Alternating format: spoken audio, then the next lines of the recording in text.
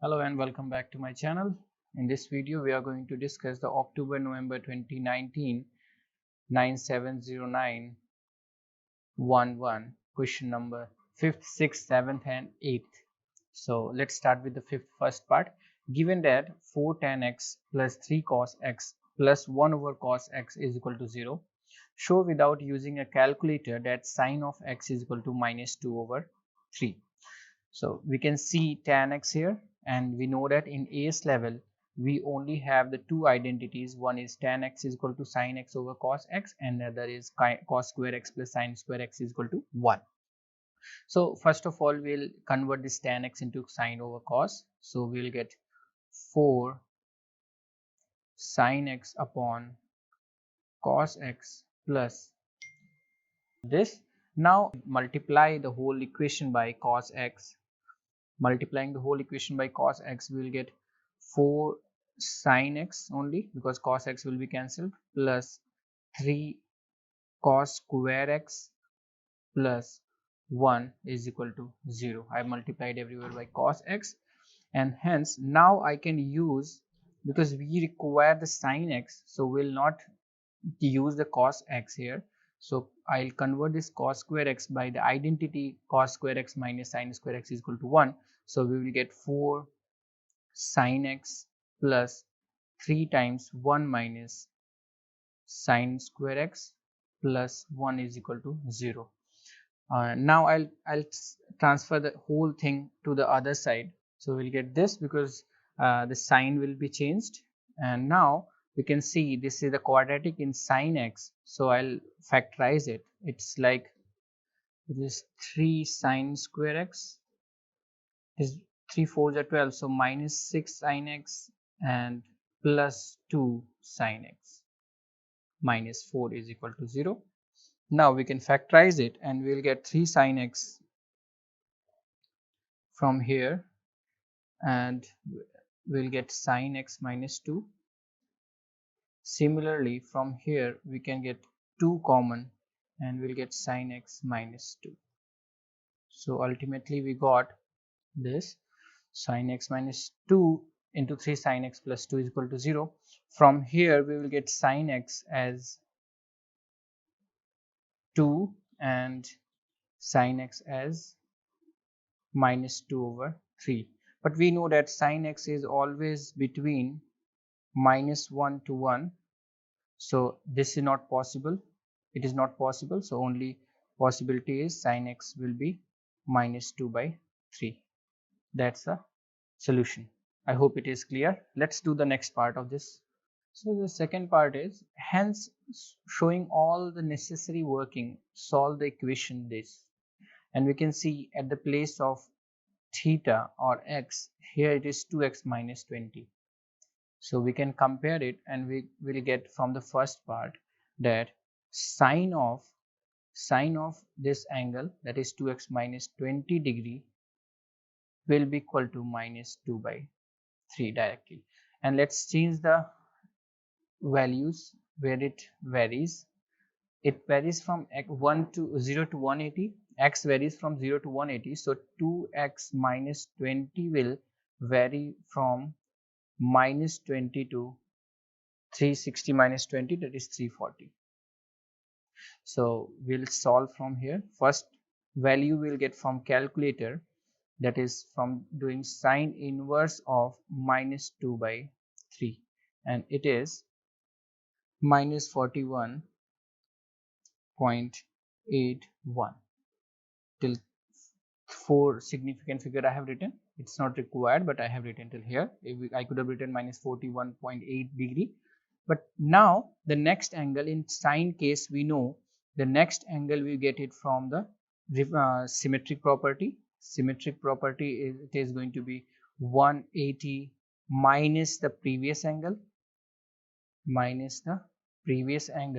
and it is going to be 138. It will be 221.8 degree. Next is 1, so I left it. So next angle, again the next angle for this sine is going to be the periodic property, that is 360 plus the angle, that is plus minus 41.81, and it is going to be 318.189, so 0.2 degree. Now the next angle, again we can get it by 360 plus the previous angle, any of these two angles, but it would be more than 340, so we'll not consider it. So from here we'll get the angle 2x is equal to 221.80 plus 20, it is going to be 241.80, and from here we'll get 2x is equal to 318.2 plus 20, it is going to be 338.2 degree, or x will be this divided by 2, 1, 2 and 0.9 degree, and from here x is equal to 1 times, so and 6 times, then 1, then 9, 1 degree. So I hope it is clear. Let's do the next question. Here's the question number 6. A straight line has a gradient m and passing through the point 0 comma minus 2. So if we have the gradient and it's passing through 0 comma minus 2, that is it is a y-intercept, so I can take it as a c, and the equation of line become y is equal to mx plus c, that is y is equal to mx minus 2. Find the two values of m for which the line is a tangent to the curve this. So we have the curve also, y is equal to x square minus 2x plus 7.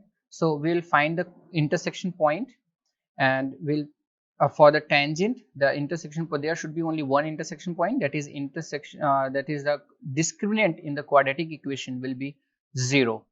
So let's equate them, and we'll get x square minus 2x plus 7 is equal to mx minus 2, or it can be written as x square. I'm taking minus common and bringing it here, it is m plus 2x and plus 9 is equal to 0. So for this line to be a tangent, discriminant, that is b square minus 4ac, should be equal to 0. So from here we will get m plus 2 whole square minus into m plus 2 whole square, or m plus 2 whole square, that is same thing, minus 4ac, minus 4 into 1 into 9, 36 is equal to 0. So from here we will get two values of m after solving, and we can solve it from here. M minus 2 will be plus minus square root of 36, that is 6, or m is equal to minus 2 plus minus 6. So from here we got m value as, by taking positive sign we'll get 4, and by taking negative sign it would be minus 8. So the two values for m for which this is a tangent are m is equal to 4 and minus 8. And now for each values of m, find the coordinates of the point where the line touches the curve. So for these two values we require to solve this equation. So for m is equal to 4, we will get 4 plus 2 6, so it is x square minus 6x plus 9 is equal to 0. So it is 3 square, so we can write it as x minus 3 whole square directly is equal to 0. So from here we got x is equal to 3, both the roots will be same, and for m is equal to minus 8, we will get x square minus 8 plus 2 minus 6 minus plus 6, so it is going to be this, and this is exactly as x plus 3 whole square, means x will be minus 3. So for these x values we can get y values as well by putting here. I can get from here y value as, if we'll put x is equal to 3, it is 3 3s are 9, 9 minus 6 is 3 plus 7 10, and from here when we'll put x is equal to minus 3 here, it is minus so it is 9 and minus plus 6, 9 plus 6 15 plus 7 22. So the point of intersection, point coordinates of the point where the line touches the curve are going to be 3 comma 10 and minus 3 comma 22. So that's the solution of it. I hope it is clear. Let's do the next question. This is the question number 7. Functions f and g are defined by this, and find the range of f and the range of g. So for f, I'll write it as again f of x is equal to 3 upon 2x plus 1, and where x is greater than 0. So since x is greater than 0, x is greater than 0 means it will never be negative. So it is never going to be negative, and when x will tends to infinity means it is going to be very large. So this will be 3 upon infinity type. 3 upon very large will be tending to fx will tends to 0. So it means f of x is going to be always greater than 0, and when x will tends to 0, when it x tends to 0 means it is close to 0, this will be eliminated and we'll get 3. So f of x is always going to be less than 3. So from here we can say that range of fx will be 0 to 3. It will never achieve these points, that it will never be 0 and it will never be 3, because it is not going to be exactly 0. And for g of x I can write it as 1 upon x plus 2. Again in the same way, since x is greater than 0, so it is never going to be 0 here, so it will not be 1 upon 0, and this will be always positive. We can write it as x is greater than 0, it means 1 upon x will always be greater than 0, it will never be negative. So and 1 upon x will always be included in 2, so g of x will be always greater than 2.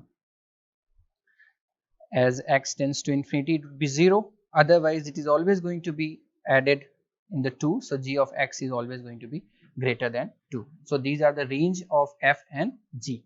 I hope it is clear. Let's do the next part of this question number 7. Here's the second part. Find an expression for f g of x, giving you answer in the form of this. So I'll write fx and gx again. Fx was 3 upon 2x plus 1, and g of x is 1 upon x plus 2.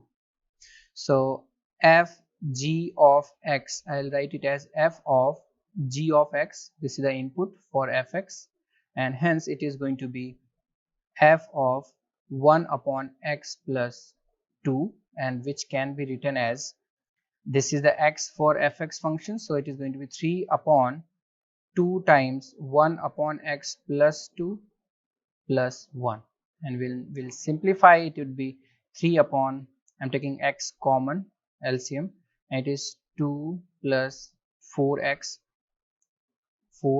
plus x here, or we can simplify and write it in that form, 3x, because this will go in the numerator, upon 5x plus 2. So this is in this form where a, b and c are 3, 5 and 2. So let's do the next question. Next part, third part. Find an expression for f g inverse of x, giving your answer in the same form as part 2. So we have this, I'll take it as y, f g as y. So this is given as 3x over 5x plus 2. Sorry, I'll write x here. So in order to find the inverse, I have first of all to convert x into y and y into x. So I'll get x is equal to 3y over 5y plus 2.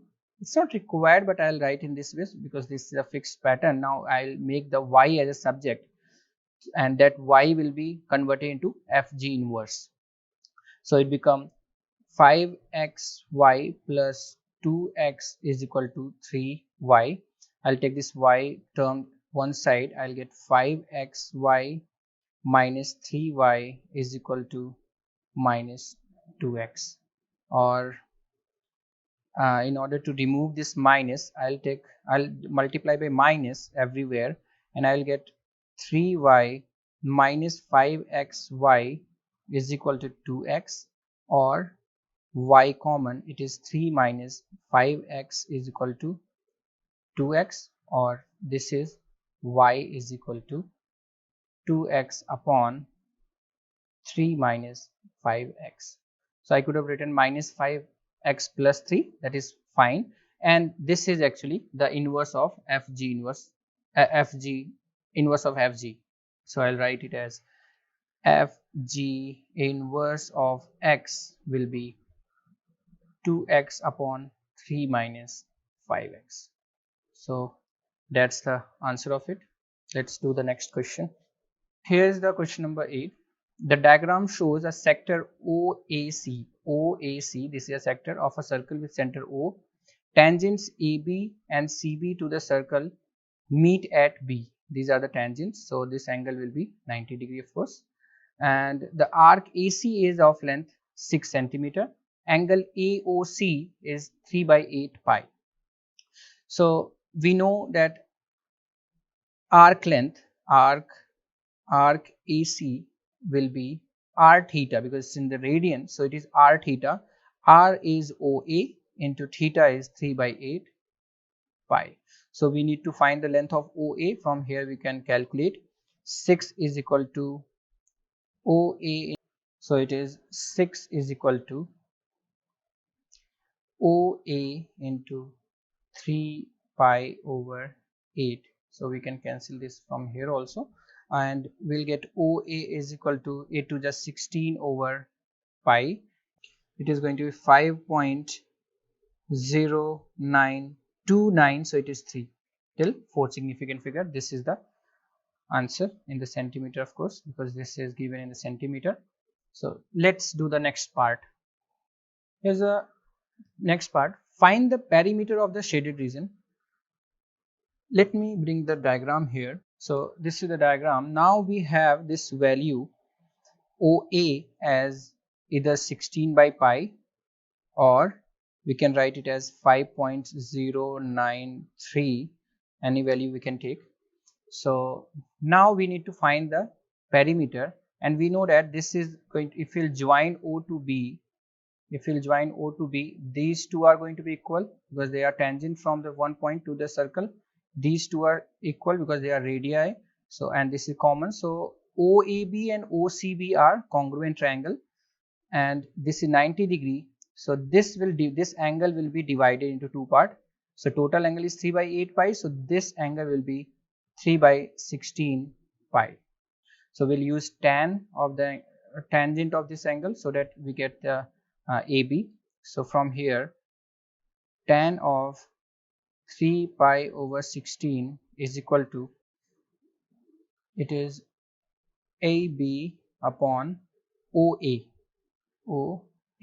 That is why AB will be OA 5.093 into tangent of 3 pi over 16. Now AB is equal to CB. Both are same now. So perimeter will be 2 times 5.093 into tan of 3 pi by 16 and plus this arc length, so it is plus 6. So from here we'll use the calculator and we'll get the answer directly. It is 12.806, so it is 12.8 till 3 significant figure. This is going to be the perimeter, 12.8 centimeter. So I hope it is clear. Let's do the next question. This is the third part of the 8th question. Find the area of shaded region. So let me bring the diagram here.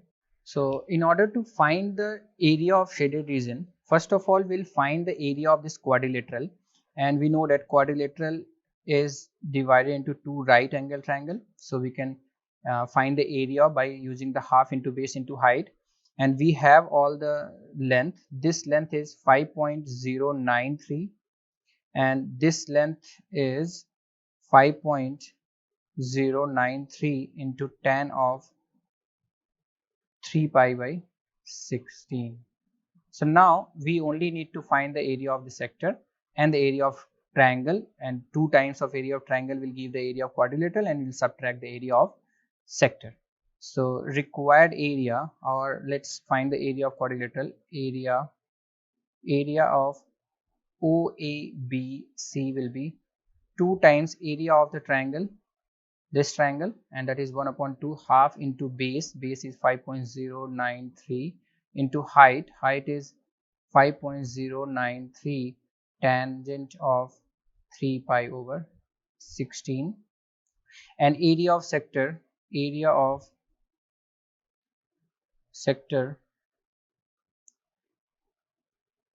OAC is half r square theta, 5.093, that is r square, into theta is 3 by 8 pi. So required area will be area of OABC minus area of sector OAC, and let's find it from the calculator. It is 17.331, so it is 3, minus area of OABC, it is 15.279, so 15.28, and hence this is going to be 17.33 minus 15.28 is 2.05 centimeter square, because the length was in centimeters. So that is the area of shaded region. So that's it in this for this video. We'll be discussing the last few questions in the next video. Thank you so much.